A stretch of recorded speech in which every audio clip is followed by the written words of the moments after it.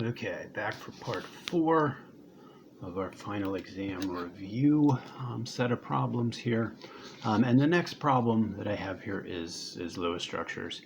So we're going to draw a Lewis structure for each of these molecules or ions. Now, if you're just recently come off of studying for exam 3, you might notice these are the same Lewis structures I have on the exam 3 review. And we've talked about how there really aren't that many atoms and that you'll keep seeing consistent patterns when you go through and look at Lewis structures. So the reality is, unless we make molecules bigger, like adding more carbons to them, we're only going to have so many options to do. So we're going to end up doing the same things over and over. So the same rules apply here and the same things you should be thinking about. So we're going to go over this set again, but keep that in mind. You should be seeing patterns by now. And so if it's not the exact structure you've seen before, you should still be able to intuit some things based on the atoms involved. Like arsenic isn't going to be any different than phosphorus. If you draw a phosphite, it'll look a lot like this arsenic does. Okay, so for A, 2 hydrogens, a carbon, and an oxygen. Hydrogen can't go in the middle. Carbon is less electronegative, so we'd want to put carbon in the middle, connect oxygen and the hydrogens to it. 1 electron from each hydrogen, 4 from carbon, 6 from oxygen would be a total of 12. That means 3 lone pairs could go around the oxygen. And then to satisfy the octet on the carbon, we'd want to make a double bond there, which would give us this structure, 2 lone pairs on the oxygen. So that satisfies the octet rule and has all 0 formal charges. This would also be trigonal planar. There are 3 sets of electrons around the carbon with 120-degree bond angles, and this would be polar. The carbon-oxygen bond is polar, electrons being pulled toward the oxygen. Carbon-hydrogen bonds are polar slightly, with the electrons being pulled toward the carbon. So all of the electrons would be pulled kind of toward the top of the way I have this molecule drawn. So trigonal planar structure, 120-degree angle, and this would be polar. Now that wasn't in the problem, but here for the final, this is something we should start to be thinking about. So maybe there actually is a little different from talking about this back in the review for the 3rd exam. Okay, H2O2, the issue here is hydrogen can only make 1 bond. So the oxygens would have to be together, and the hydrogens would have to go on the ends of, 1 on the end of each oxygen. 2 electrons from the 2 hydrogens, 12 from the 2 oxygens, so 14 total.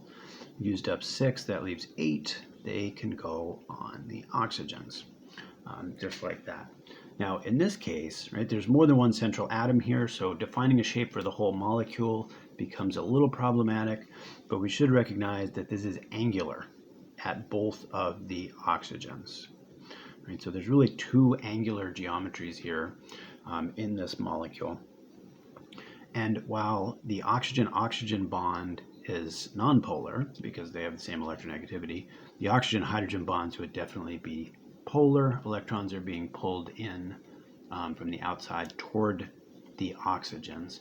And because of the bent and bent, so you think about one oxygen having this angular geometry and the other one also having an angular geometry. If it looks something like that, right, there's a pull there, there's a pull there. This would actually be kind of a complicated molecule to figure out. If it was planar, the way I have it drawn, those 2 would cancel out. It's actually not planar. This twists some, and this would be polar, although this would not be a fair one to be asking you polar on a test, because it is a little more complicated than this kind of flat representation, and there's no way to know that unless you've actually seen kind of the X-ray crystal structure of the compound. But you should be able to identify those oxygens are angular there, because 4 sets of electrons, 2 are bonds, 2 are non-bonding. It is not a linear molecule. Those would be angular or bent geometries. Okay, C, C2F6. There's an issue again here. Fluorine, we only want to make one bond to any fluorine, so the carbons should be connected together first. Then we can fill in the fluorines, keeping in mind that carbon should not have more than 4 bonds, right? And based on formal charge ideas, we want it to have 4 bonds. Those will be the best structures for carbon if it has 4 bonds. 7 electrons with each fluorine times 6 is 42, plus another 8, because each carbon brings 4, 50 total electrons here. And we use 2, 4, 6, 8, 10, 12, 14 to make the bonds. That's 36 left. Well, that would be 6 per fluorine.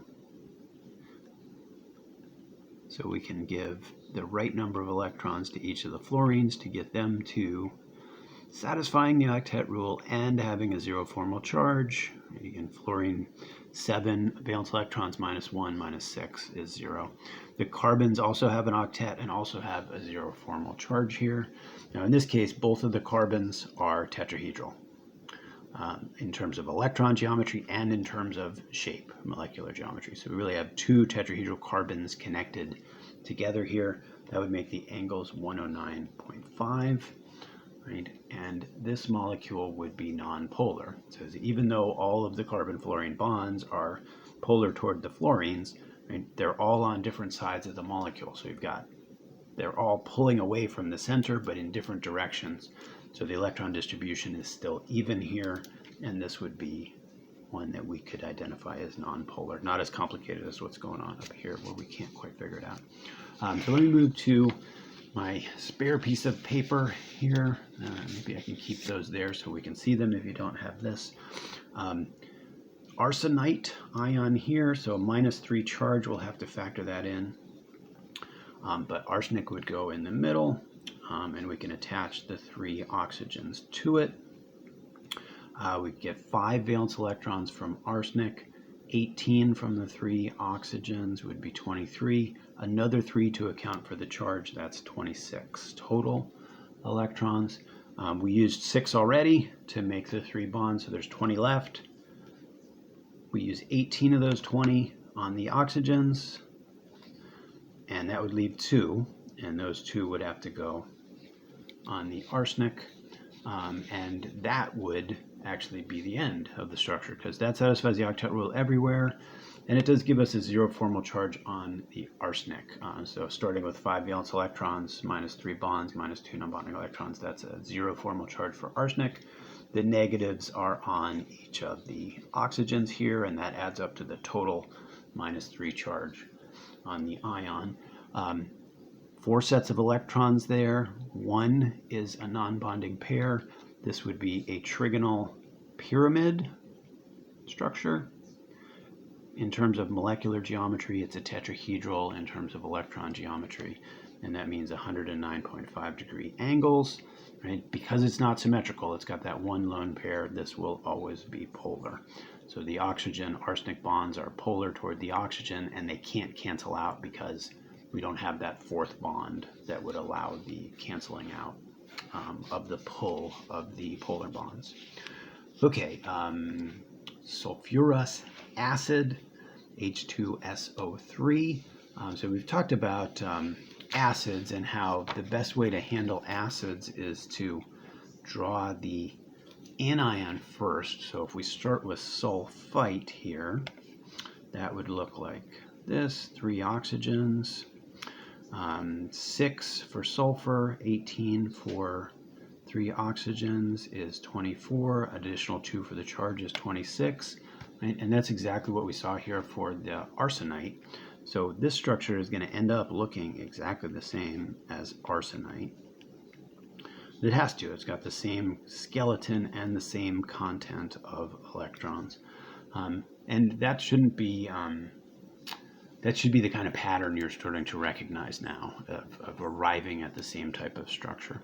Now, what is a little different here is this will not give us a 0 formal charge on the sulfur, right? And then you may have noticed that because the charge is different.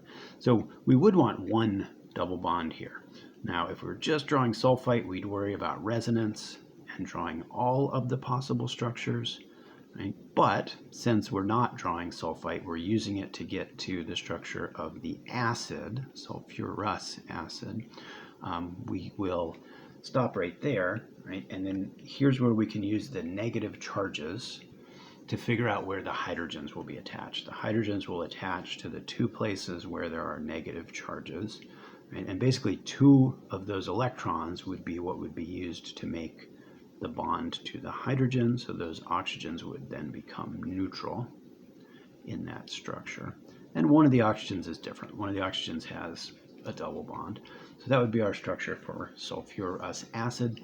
There's actually a few different geometries here. The 2 oxygens are both angular or bent structures, right? There are 4 sets of electrons, 2 are bonds, 2 are non-bonding.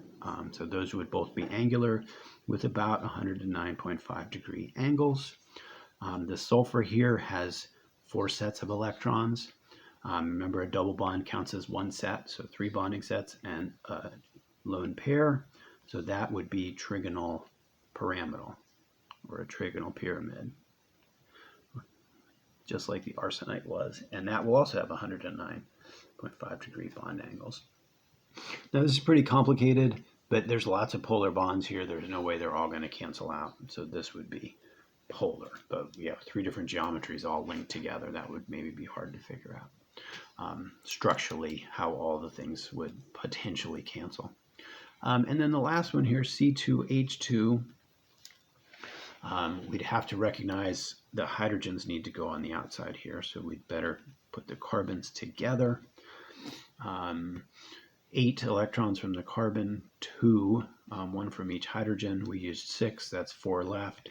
Now at this point, so you might draw them in like that. You may at this point already recognize that they need to be shared to get the carbon up to 8. That's a skill you should be building up as you practice these. So they end up both pairs being shared in, and we end up with a triple bond between the carbons. Carbon-carbon bond, of course, is nonpolar. They have the same electronegativity. The carbon-hydrogen bonds, just a little bit in toward the carbon, right? But if one is pointing to the right and the other is pointing to the left, the electrons are still evenly distributed. So this would be nonpolar, right? And geometry-wise, we kind of jumped the gun on the geometry, but it's drawn in the proper geometry. This is linear. In fact, each carbon here we could classify as linear, but you put 2 lines together, you just get a longer line. But this carbon has 2 sets of electrons, a triple bond again being 1 set, and then the bond to hydrogen being the other set, and this carbon also has 2 sets. So this whole thing is linear, and the bond angles here would be 180 degrees. Okay, that is long enough for that video. We'll move on to the next page in the next video.